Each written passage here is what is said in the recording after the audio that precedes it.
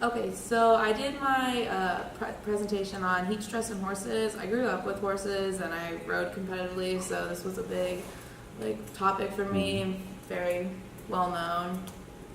So what is heat stress? It's when a horse's body has reached a temperature too high that leads to a dangerous state of exhaustion. This is sometimes confused with heat stroke, which occurs over a short period of time when a horse has not been physically active for a while, whereas heat stress has been overworked for longer periods of time. In the hot, humid temperatures, when the ambient temperature is the same as the horse's body, a horse's normal cooling mechanisms therefore become ineffective. And I have this picture of this horse sweating, since they are one of the few animals that do sweat, so I thought that would be really interesting. So what's the cause of it? So heat stress occurs as a result from protracted fluid and electrolyte loss during exhaustive exercise, and this can be due to the high ambient temperature, poor conditioning, or lack of normal sweating. It's a continued heat buildup. The continued heat buildup stimulates a decline towards exhaustion, so an increase in metabolic and oxygen demand that cannot be met leads to muscle fatigueness. So as the temperature increases, muscles demand more oxygen for energy utilization, and because the body's temperature or demand for oxygen can exceed the amount of available via respiration. And I thought this was my horse used to do this a lot in the cooler temperatures. So when we would work him, we would have to cool him down as well. So this is a sight you would see usually when they've been worked after. So I put 4 levels of heat stress. So the first one is where they're still mentally active, but the horse is hot, distressed, and has an elevated heart rate. Level 2 is where it's irritable and uncooperative, so it's frequently kicking and just not working with the rider, and its gait has abnormalities through it. Level 3 is depression and disorientation and incoordination. And then level 4 is the most serious, where it's a central nervous system dysfunction, so loss of consciousness, convulsions, coma, or even death can occur.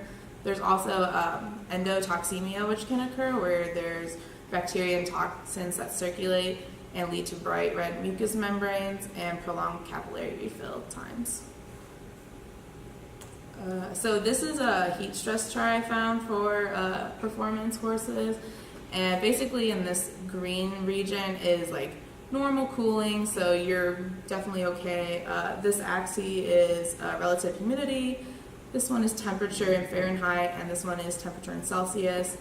And then these different colored areas represent whether you should be potential overheating, evaporation, there's danger, severe danger, which is in this region. And this is cancel exercising. So once you reach this area, you basically have to stop right away. And so to be smart, if you you just can't go on that trail ride or something if you're in the danger zone. Definitely, and you're supposed to get them directly to shade and unsaddle them and everything. Oh yeah. So the risks and symptoms. There's a loss of muscular control and strength from fatigueness. Falling, stumbling, and if you leave these untreated, they can exhibit neurological signs, for example, seizures, have heart, muscle, and kidney damage. Some symptoms would be the core body temperature rises 5 to 9 degrees Fahrenheit, which exceeds 107 degrees Fahrenheit, and they show signs of muscle quivering, panting, flared nostrils, and sweating. I found this picture. This was after a horse won a race, and he basically collapsed. And you can see that they're spraying him down with water and trying to get him up at the moment. So that's one way to cool them down. So treatment. So this requires active intervention. The moment you see it, it should not be ignored. It ultimately depends on how hot the horse has gotten. So if it's still alert, but it's still sweating and its rectal temperature is around 104 degrees, it's overheated, but it's not in too much of a danger. So you just need to walk them around, let them drink, and then maybe cool them down with a mister or something.